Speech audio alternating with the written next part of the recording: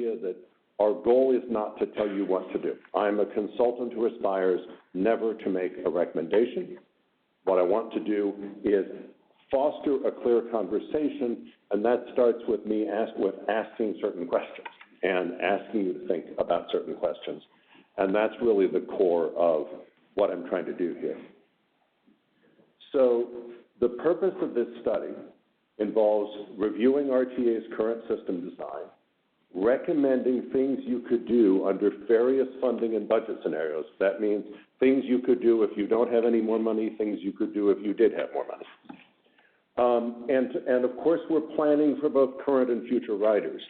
It's important always that, those of you who are existing riders and are thinking about the system from that perspective, we're thinking about you, but we're also thinking about everyone else. We're thinking about everyone who could find the system useful, but who doesn't now. To do this clearly, we're going to have to ask the public and ultimately the board a certain question framed a certain way. And let me give you an example of how this works and why we have to ask this question.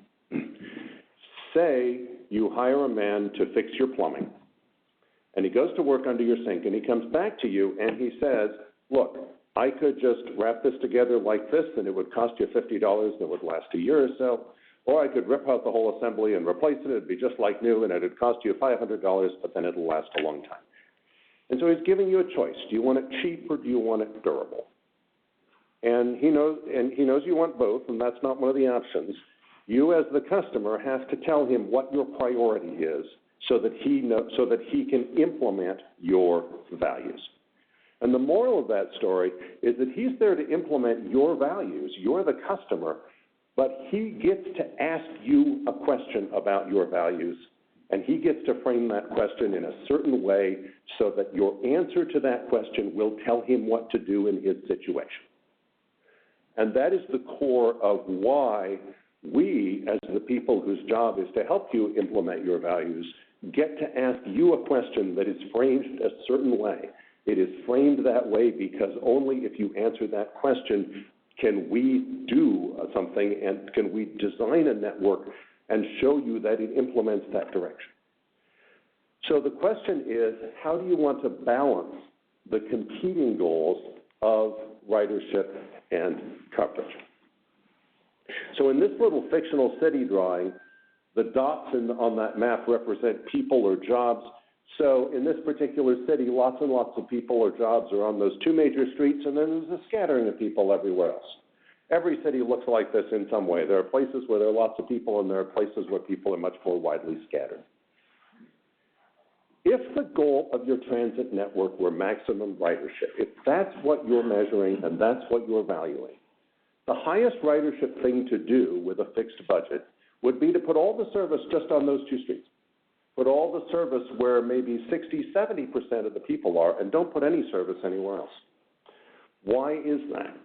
That's because our ridership responds overwhelmingly to density. And if you stop and think about it, it's obvious why. Density is how many people are around every bus stop. Density is how many people are likely to find every bus stop useful. So if we put all the service where there are the most people, we are being most maximally useful. The other reason it works that way is that when we concentrate service, we get high frequency, and frequency is overwhelmingly governing ridership. Frequency governs ridership because when the bus is always coming soon, whenever you need it, you have a fundamentally different experience of transit than a bus that comes once an hour where you have to plan your life around the bus schedule.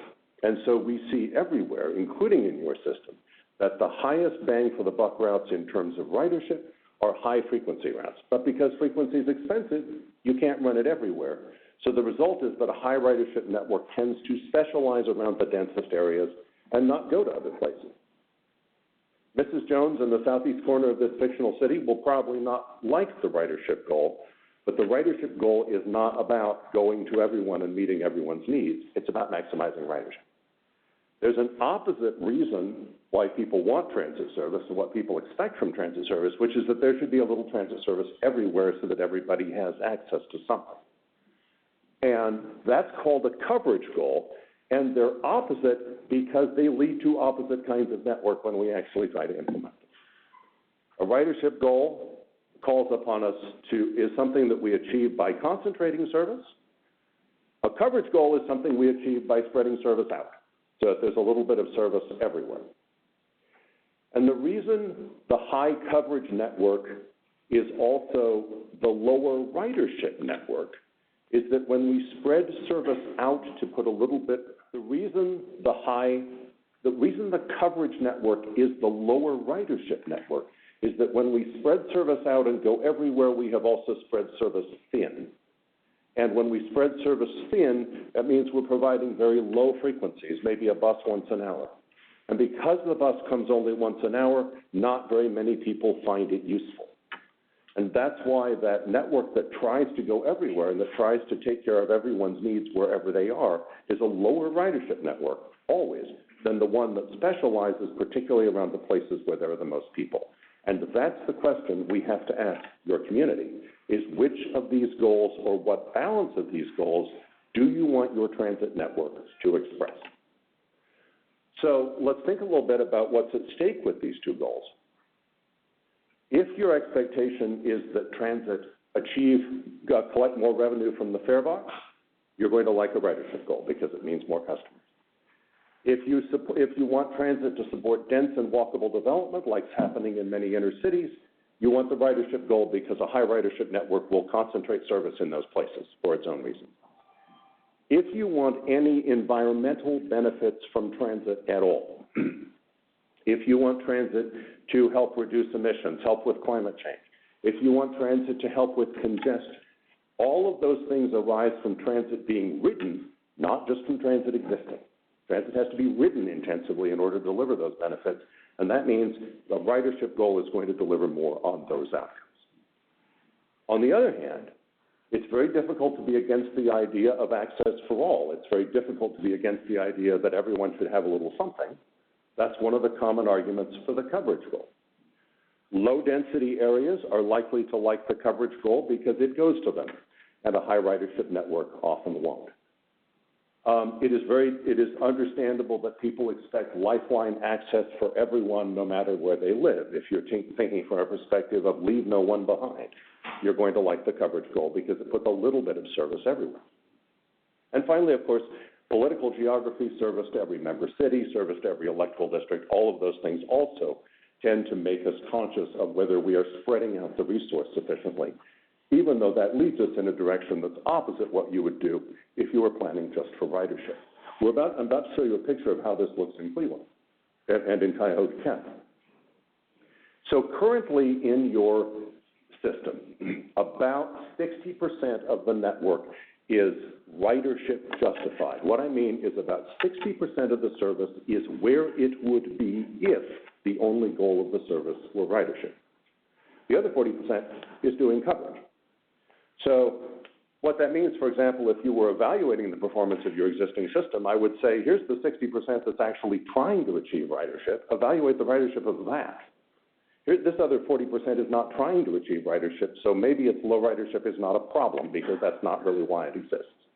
See, the idea is really just to be clear on what the purpose of a service is so that you're evaluating services according to what they're actually trying to do instead of what you might imagine them to be doing. So is 60-40 the right balance, or should it be another balance? To help the community think about this, we drew two alternatives for how the network might look if this balance were different. So if you decided that ridership was a much higher priority and that coverage was a much lower priority, you'd get what we call the high frequency or high ridership alternative. Way over on the left, much more weighted toward ridership, 85% ridership, 15% coverage. If you said that no, coverage is more the priority, get a little bit of service to everyone no matter where they are, that pushes you in the other direction. We created a coverage alternative that moves that way. And the point of these two alternatives was to help everyone see what it would actually mean in the actual geography of your community to move the priority one way or the other. So I'm about to introduce these maps, but if you're going to understand the maps, you must understand these colors. The brighter colors that I'm going to show you mean higher frequency. Bright red means a bus every 15 minutes or better all day. That's kind of a magic number in our business because 15-minute frequency is about the level at which people start perceiving that the bus is coming whenever I need it, rather than having to plan their lives around the bus. On these maps I'm going to show you, red means a bus every 15 minutes or better all day. Purple means 20, dark blue means 30, and the pale blue lines that you'll scarcely be able to see on the maps mean every 45 or 60. Those routes mean plan your life around the bus schedule because it's probably not coming when it would be ideal for you. Here's the existing network, just to understand what you have now. You have a net, and by the way, you can also see this shows both the bus and the rail systems. And as you can see, you have a very limited number of high-frequency lines, almost all emanating from downtown Cleveland. The high-frequency network does not include even such major corridors as Detroit Avenue, Lorraine Avenue, Superior, or St. Clair. Those are below the high-frequency level. They're about every 20 now. Most of the high-frequency network is actually the rail system, the red line, and the common elements of the blue and green line just from downtown to Shaker Square. Other than that, this is mostly a network of 20-minute, 30-minute, or 45-minute or hourly services. Almost all of the network requires planning your life around the bus schedule to some degree, and that is one of the fundamental reasons why ridership isn't higher. Because there's very few places you can go in this network where the next service is always coming soon. That's what you've inherited. So if the goal were ridership, if that were the purpose of the system, the network would look more like this. If the purpose of the service were ridership, this is what the network might look like. So we took all the existing resources and hypothetically, for the purposes of illustrating this, we reassigned them where they would get the most ridership. And what this creates is a very extensive red network. All of those routes being places where the next bus is always coming soon. Several important things are happening in this network that explain why it's high ridership. It's not just that the next bus is always coming soon. It's also that if you need to go from a place on one route to a place on another route, that's easy because the second bus is also coming soon. So the way frequency operates, and the reason frequency is so fundamental, it's not just that you wait less, it's also that it's easier to make connections, and those connections make it easier to go to many, many more places. And because you're so useful for going to so many places, lots of people find the service useful, and that tends to correlate to more people using the service. As you can see, to build up a high-frequency network over the most promising areas, which is by and large the area west to about Westgate, south to about Brook Park or miles east a little bit beyond Watsonville Center. To do that, there are not enough resources to go everywhere, and you wouldn't go everywhere if the goal were ridership. So correspondingly, there's less service in a lot of other places where demand is lower, where people live further apart, where the geography is just not as favorable to providing lots of people around every bus stop and therefore making the service useful. Now again, this is an if statement. These are not proposals. We are not recommending them. We are simply saying, if you wanted to turn the dial in the direction of ridership, this is the kind of thing you might do. Correspondingly, if you want to turn the dial in the direction of coverage, you'd probably go that direction. So this is what the network looks like if we try to go everywhere. So not only have we covered the whole existing area in this alternative, but we've also added some new stuff. This alternative goes to Chagrin Falls. It goes to Olmsted Falls. It has a bunch of other services to almost everywhere that anyone has ever asked for service. Because it goes everywhere, it can't afford to run very frequently. So you see that it means that the core network hasn't really improved because we've spent all our money adding all of these hourly lines going everywhere. So the budget has been spread out, and spreading it out means spreading it thin. Now, this is, however, a very high performer if what you are measuring is not ridership but availability. If you're measuring availability, if you're measuring whether people have service, almost everyone is near service. And that is one important measure. It's just the opposite of a ridership measure. So ridership, just to compare them briefly, if I can. This has suddenly stopped working. This has suddenly stopped working. Do we have an alternate? Yes, he's been helping.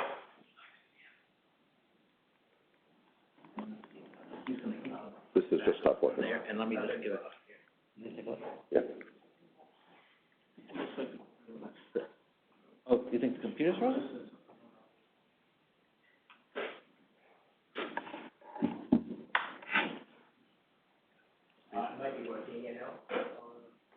There we go. Okay. So just again to illustrate the difference, ridership alternative, high frequency, where there's high density, no service, where there's low density. Coverage alternative, a little bit of service everywhere, therefore much lower frequencies everywhere. And because the frequency is lower, not as many people find it useful, so the overall ridership is lower. We see this everywhere. So what we did was to take these two maps out to the public, and in an extensive public survey, we asked people what they think of these two maps and which more closely resembles the direction they would like the agency to go. And we wanted to know where people came down on that spectrum. And the only mathematical fact that you can't get away from is that as you move toward one of these things, you're moving away from the other. And these were both, those two maps that I showed you, by the way, were both just existing resources. They didn't assume that RTA had any new money. They were just rearranging the resources that are there. So here's the answer we got from the survey. Overall, almost half of responses would have liked the priorities to move in the direction of ridership. A third wanted priorities to move in the direction of coverage, which leaves about 20% saying that the current balance is about right. Now, you can think about this a couple of ways. One is only a fifth of the public actually likes things the way they are. It's just that they disagree about which way to move. And so, that's where you're starting from. A slight lean toward coverage, toward ridership as a more important goal. Remembering, and I don't want to sugarcoat this for anyone, if you don't add any more resources, but you turn the dial toward ridership, somebody's transit service disappears in a low demand area. Still, there was a degree of comfort with moving toward that on the part of almost half of respondents. Now, the next thing we did was to look at weighted responses. What's going on? Weighted responses. So the way weighted responses work is that, as always, when we put out a survey and say, anyone come respond, we get more some kind of people than other kinds of people. Maybe more white people respond than people of color, or maybe more older people respond than younger people, or younger people than older people. Usually on a web survey, for example, we get a slight undercount of older people who aren't as comfortable with doing things online. We get different parts of the community or whatever. So what we do is we do a version of this that's called weighted. And weighting means if there's an undercount of certain groups, for example, suppose that people of color, say, there are less of them in the survey responses than there are in the population. We weight the responses they gave us more heavily to sort of count those responses more heavily to bring them up to the same level of importance that they have in the whole population. Make sense? So here again is the responses for everyone, and the basic finding is very simple, that none of these weightings really change the story. In other words, the story is about the same, even if you check carefully based on race and ethnicity, zip code, it looks like this. So when we weight by zip code, it just goes very slightly toward coverage, leans very slightly toward coverage, but it's still, ridership is the preferred answer. When we weight by race and ethnicity, it's not very different. And when we weight by age, it's also not very different. A little bit leaning toward coverage, but not very much. So basically, that's the answer from the survey. Almost half of people comfortable moving toward ridership, about a third moving toward coverage, and the rest more or less wanting to keep the current balance. So what did we do about this? Well, we thought about it for a while. And then we had a series of conversations with individual board members, and I tried to draw out, people's views on it. And we thought about what we were hearing, and we're suggesting, based on what we've heard, that we're going to go forward with this direction. But if you disagree, tell us so, because we can still change it. Our preliminary thinking is that a no-growth redesign concept should not shift the ridership coverage balance. That would mean that as we think about ways to improve the system without any more money, we would not consider removing any coverage, removing coverage to any area.